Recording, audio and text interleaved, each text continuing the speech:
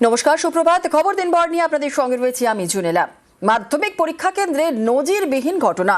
জামালপুরে স্কুল পরিদর্শক পেটালেন শিক্ষকরা। পরীক্ষা কেন্দ্রে শিক্ষাকর্মীর ফোন বাজেয়াপ্ত এসআইয়ের। শিক্ষকদেরও তল্লাশির নির্দেশে এসআইয়ের ওপর চড়াও। স্কুল পরিদর্শককে মারধর করে আটকে রাখার অভিযোগ। জামালপুর থানার পুলিশ গিয়ে এসআইকে উদ্ধার করে। নার্সিংহোমে ভর্তি জামালপুর পূর্বের স্কুল পরিদর্শক।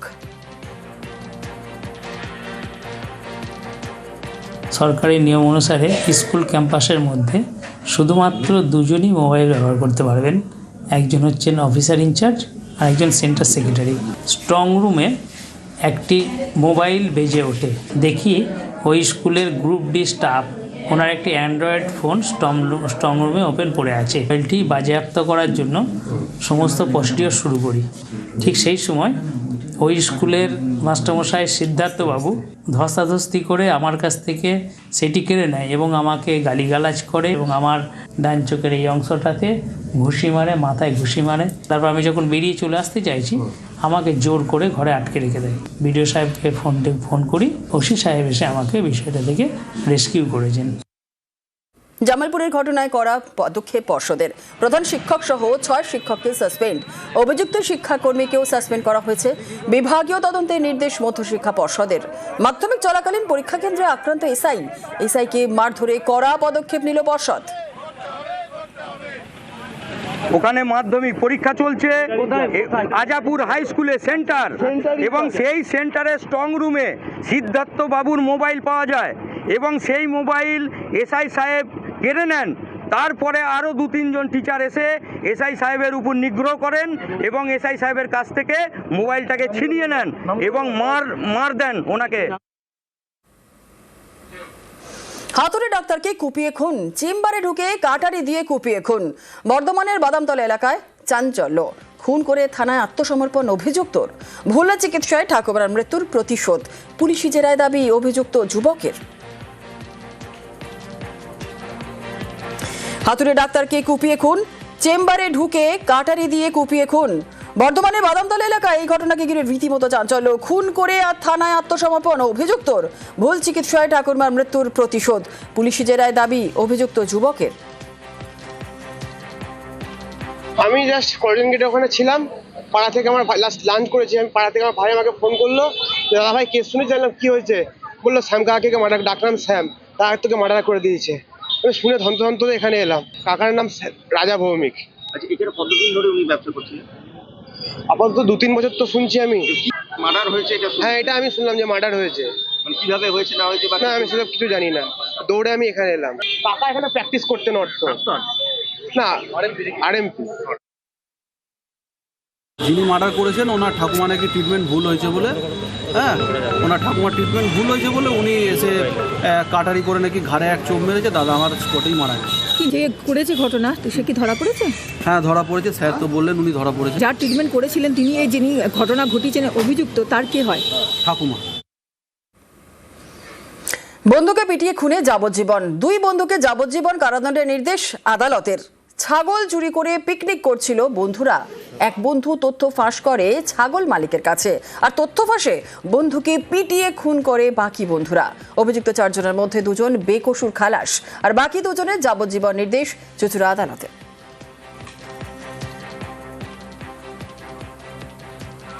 ওই ছাগল চুরি করেছিল ওরা, আমার ছেলে ওদের নামগুলো বলে দিয়েছিল, যাদের ছাগল তাদের বলে দিয়েছিল। ওরা আবার রাত্রিবেলা 11টার সময় বাড়ি থেকে তুলে নিয়ে এসছে, আর রাত্রিবেলা সারা রাত সে ছেলে বাড়ি ফেরে না। আমার মা এই চিন্তা করছে করার পর তারপরে সকালবেলা লোকের মুখে শোনা গেল যে এরকম মাঠে আমার ছেলে মৃত অবস্থায় পড়ে আছে। ন্যায় বিচার পেলেন?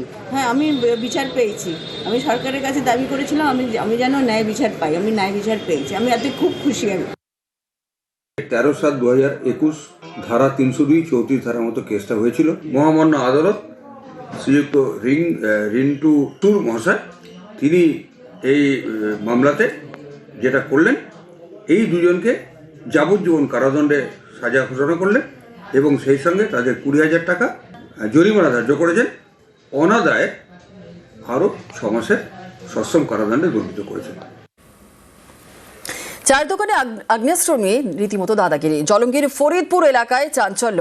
চায়ের দোকানে দুই বন্ধুর ধস্তাধস্তি আর বচসাজেরে আগ্নেয়াস্ত্র উঁচিয়ে হুমকি। জলঙ্গি থানায় অভিযোগ দায়ের। এক ব্যক্তিকে আটক জলঙ্গি থানার।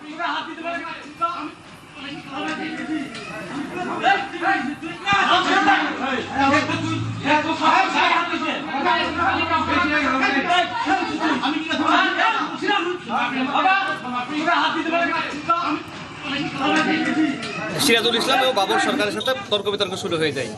তখনই হঠাৎ করে সিরাজুল ইসলাম আগ্নেয়াস্ত্র বের করে, পিস্তল বের করে এবং সেভাবে ধরতে যায় তাহাদুলকেও মারা হয় পিস্তলে বাট দিয়ে তাহাদুলকে মারা হয়। হ্যাঁ, পুলিশকে আমরা জানিয়েছিলাম, ওসি এসেছিল, সঙ্গে সঙ্গে গাড়ি এসেছিল, ওসিও এসেছিল। ওসি আমাদেরকে আশ্বাস দিয়ে গেছে আমরা অ্যারেস্ট করছি বা গ্রেপ্তার করছি এবং আমরা পিস্তলটা কি সেটাও দেখার চেষ্টা করছি, এই কথাটাই বলেছি। আমরা অনেকটা আতঙ্কে রয়েছি। কনস্টেবল নিয়োগের নতুন তালিকা প্রকাশের নির্দেশ। নম্বর বিভাজন সহ তালিকা প্রকাশের নির্দেশ হাইকোর্টের। নম্বর বিভাজন ছাড়া 11,749 শূন্য পদের তালিকা।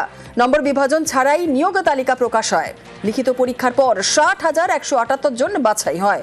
ক্যাটাগরি ভিত্তিক নিয়োগ তালিকা প্রকাশ করা হয়নি। 2024 সালের নিয়োগ বিজ্ঞপ্তি চ্যালেঞ্জ করেই মামলা।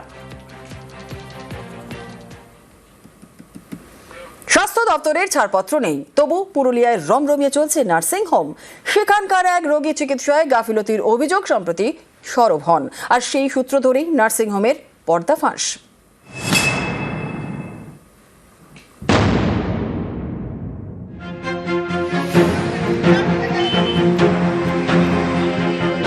পুরুলিয়া 1 নম্বর ব্লকের লাগদা, এখানে পুরুলিয়া রাঁচি রোডের পাশে নার্সিং হোম।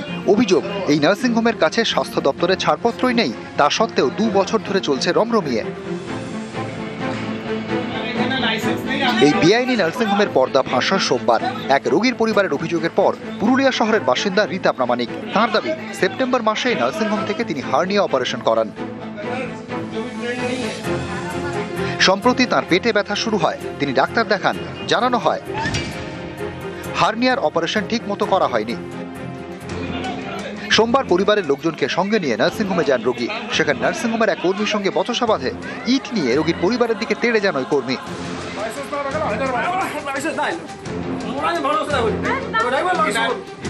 হার্নিয়া হয়েছিল, তখনই অপারেশন করতে এখানে আসি।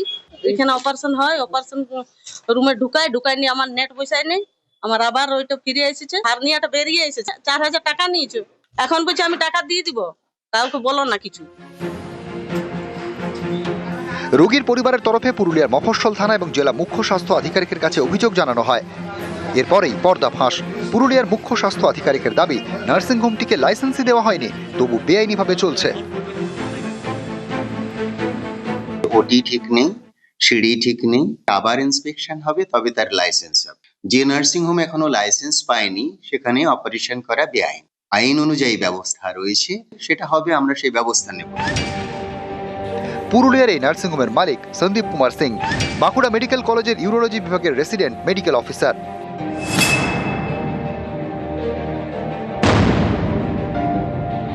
पैसा हमको 2 लाख रुपया दो, नहीं तो हम तुमको बदनाम कर देंगे। एलिगेशन झूठे लगा रहे हैं पैसा ठगने के लिए। कि आपका कोई लाइसेंस नहीं है? अभी को वहाँ पे कोई भर्ती नहीं होता है। हम क्योंकि डॉक्टर हम जानते हैं इस चीज़ को। ऐसा होगा तो थाना जाना पड़ेगा। পুরুলিয়া থেকে ইন্দ্রজিৎ মণ্ডল এবং বাঁকুড়া থেকে প্রিয়ব্রত গোস্বামী, নিউজ 18 বাংলা। জলপাইগুড়ির ধূপগুড়ির গিলান্ডি নদীতে বালি মাফিয়ার দাপাদাপি। অভিযোগ, নদীর বুক থেকে অবাধে লুট হচ্ছে বালি, আর তারপর পাচার করে দেওয়া হচ্ছে। এতে নদীর গতিপথ বদলের আশঙ্কা, আর এই নিয়ে শুরু হয়ে গেছে রাজনৈতিক তরজা।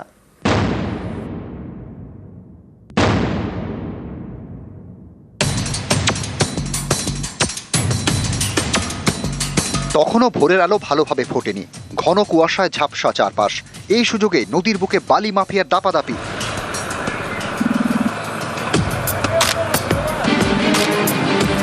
নদী থেকে অবাধে বালি লুট। জলপাইগুড়ির ধূপগুড়ির পুরান শালবাড়ি এলাকা। এখানকার গিলান্ডি, ডুডুয়া সহ একাধিক নদী থেকে দেদার বালি পাচারের অভিযোগ। বাসিন্দাদের দাবি, ভোররাতে নদী থেকে ট্রাক্টর, পিকআপ ভ্যানে করে বালি তোলা হচ্ছে, তারপর পাচার করা হচ্ছে। কখন থেকে বালি তোলে এখানে? পুলিশ কিছু বলে না? বুঝতে কিছু বলে। হ্যাঁ, দেখে শুনে মিলবে পুলিশ কিছু দেখে না? না, তারা বৃষ্টি করে। স্থানীয়দের অভিযোগ, এভাবে বালি তোলায় নদীর গতিপথ বদলে যাচ্ছে, নদী ভাঙনের আশঙ্কাও তৈরি হচ্ছে।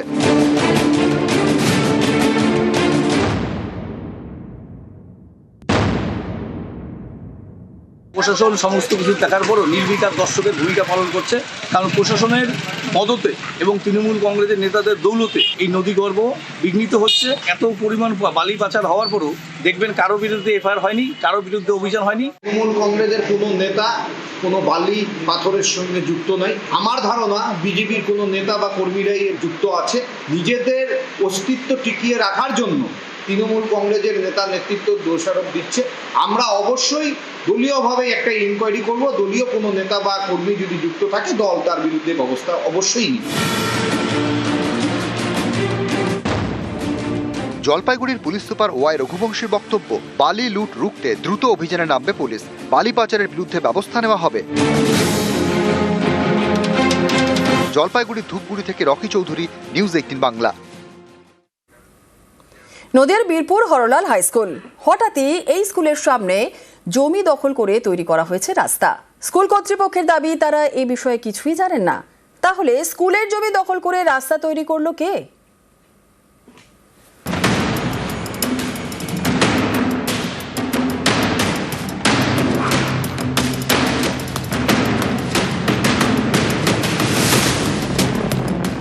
নদিয়ার নাকাশিপাড়া, এখানকারই বীরপুর 1 নম্বর পঞ্চায়েত এলাকার বীরপুর হরলাল হাই স্কুল। সামনেই স্কুলেরই মাঠ, স্কুল বাড়ি আর মাঠের মাঝে রাতারাতি নাকি তৈরি করা হয়েছে এই রাস্তা।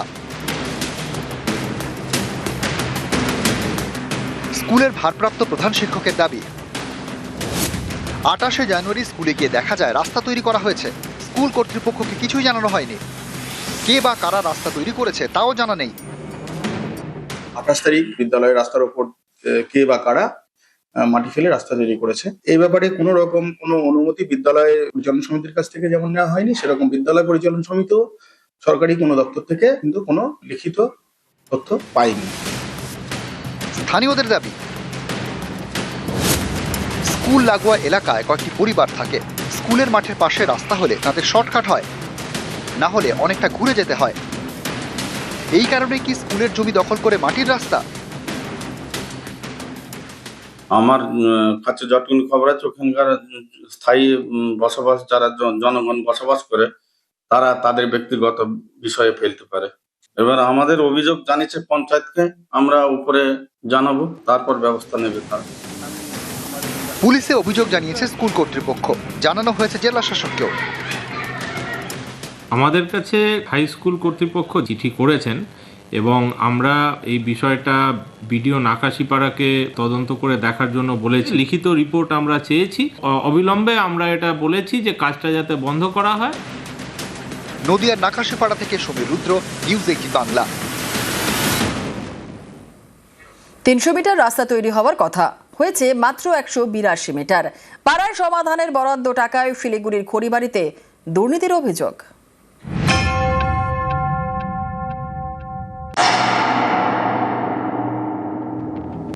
এখানে আমাদের রাস্তা ছিল 300 মিটার, কিন্তু এখানে পুরো মুছে এখানে শুধু 182 কিলোমিটার রাস্তা হয়েছে। 300 মিটার রাস্তা 182 হয়েছে।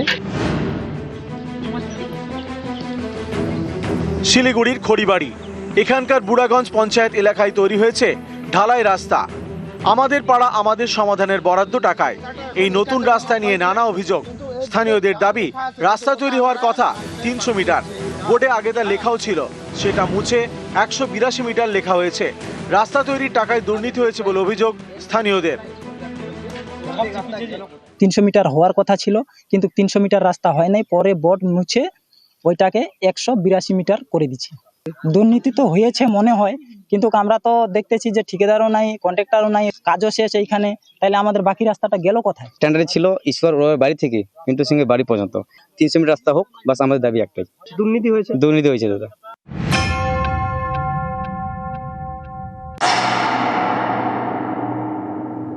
এই বিষয়টা আমার কাছে সম্পূর্ণ অজানা, যেহেতু আপনাদের মারফত জানলাম, তো এখন আমি অবশ্যই ব্লকে জানাবো, ব্লক তদন্ত করে ব্যবস্থা নেবে। শিলিগুড়ি থেকে বিশ্বজিৎ মিশ্র, নিউজ 18 বাংলা। এসআইআর বিরোধিতা একেবারে তুঙ্গে। এবার মুখ্য নির্বাচন কমিশনারের ইমপিচমেন্ট চান মমতা বন্দ্যোপাধ্যায়। এই বাজেট অধিবেশনেই সংসদে প্রস্তাব আনার সম্ভাবনা। हम भी चाहते हैं उसका इम्पीचमेंट हो। नंबर हमारा नहीं है, लेकिन इम्पीचमेंट भी हो सकता है ना। प्रोविजन तो है, रिकॉर्ड तो हो जाएगा। हम लोग तो जब कोई पब्लिक इंटरेस्ट में होता है, हम सब इकट्ठा होकर ही काम करते हैं। শুরু থেকে এসআইআর এর বিরোধিতা করে সুর চড়িয়েছেন মমতা বন্দ্যোপাধ্যায়। নির্বাচন কমিশনের বিরুদ্ধে সরব হয়েছেন। 6 বার চিঠি দিয়েছেন মুখ্য নির্বাচন কমিশনারকে। সোমবার দিল্লিতে গণেশ কুমারের সঙ্গে বৈঠক ছিল, সেখানে তাকে অপমান করা হয়। এই অভিযোগে বৈঠক বয়কট করেন বলে দাবি। हम उसको बॉयकॉट करके चलाया, हम लोगों को अपमान किया है, असम्मान किया है, ह्यूमिलिएट किया है। I have not seen this type of election commission. लोग कभी ऐसा कोई पार्टी के लिए पैलोट नहीं बना है, कोई तोता पाखी नहीं बना है। Whatever we asked, he never replied. He was threatening us. They raised their fingers. Yesterday he started shouting. I said, don't shout. We are not your bonded labor or the servant. You are here today, but tomorrow you may not be. Yes, they have behaved us rudely. It is totally insultation, motivated, and it was directed by somewhere to misbehave with us. We don't expect any respect from Election Commission. We only expect the disrespect. They are working as a BJP cadres. সুর সপ্তমে এবার কি মুখ্য নির্বাচন কমিশনারের বিরুদ্ধে impeachment প্রস্তাব? अगर कोई चीज जेन्युइन होता है, प्रैक्टिकल होता है, जनता का हित में होता है, हम भी चाहते हैं उसका इम्पीचमेंट हो। नंबर हमारा नहीं है, लेकिन इम्पीचमेंट भी हो सकता है ना। যাদের লোক মারা গেছে, আপনারা কি চান ইলেকশন কমিশনের বিরুদ্ধে এফআইআর হওয়া উচিত? আপনারা নিজেদের কথা বলুন। এত লোকের দায়িত্ব কে নেবে? इतना आदमी मर गया एक पॉलिटिकल पार्टी को सेटिस्फाइड करने के लिए। आपका गलती का क्यों माफी होगा? इतना लोग मर गया तो आपका खिलाफ में कुछ नहीं होगा? बहुत सारे लोग तो कौन सुसाइड नोट भी रख दिया। এদিন দিল্লিতে সংসদীয় দলের সঙ্গে বৈঠক করেন তৃণমূল নেত্রী। সেখানে গণেশ কুমারের ইমপিচমেন্ট নিয়ে আলোচনা হয়। দলের সাংসদদের প্রস্তুত থাকার নির্দেশ দিয়েছেন মমতা। চলতি বাজেট অধিবেশনে সংসদে এই নিয়ে প্রস্তাব আনতে পারে তৃণমূল। हम लोग इम्पीचमेंट का ले आएगा चीफ इलेक्शन कमिश्नर का, जो माने जिस तरीका से वो एसआईआर कर रहे हैं और उस तरीका का गलत है और पीपल्स का, हर देश का पूरा नागरिक का वोटर राइट को अफेक्ट कर देते हैं। वो नहीं चाहता है कोई वोटर रहे। हाँ, तो इसलिए हम लोग उनका जो इल मोटिव है उसका एगेंस्ट में हम लोग इम्पीचमेंट का चिंता किया है। এখানে এখন প্রক্রিয়া শুরু হবে। বাকি বিরোধীদের সাথে কথা বলে গণেশ কুমারের বিরুদ্ধে ইমপিচমেন্ট করবার কথা, সে প্রস্তুতি আমাদের পার্লামেন্টারি লোকসভায় আমাদের পার্লামেন্টারি পার্টির লিডার অভিষেক ব্যানার্জি ছিলেন। প্রস্তুতি শুরু হচ্ছে, দেখা যাক। দিদির ইনস্ট্রাকশন, আমরা হাউসের মধ্যে, লোকসভার হাউসের মধ্যে একসাথে দলবদ্ধ হয়ে আজকে ভারতীয় জনতা পার্টির স্পিকারের চেয়ারে যিনি বসেছিলেন, চেয়ারম্যান, যেভাবে আটকানো হয়েছে অপোজিশনের কণ্ঠ, তাই আমরাও কিন্তু কালকে দেখিয়ে দেব যখন প্রধানমন্ত্রী বক্তব্য দেবে অপোজিশনের কণ্ঠ কেমন হতে পারে এবং তৃণমূল কংগ্রেস লিডিং রোল নিয়ে সেটা দেখাবে। নিউজ 18 বাংলা।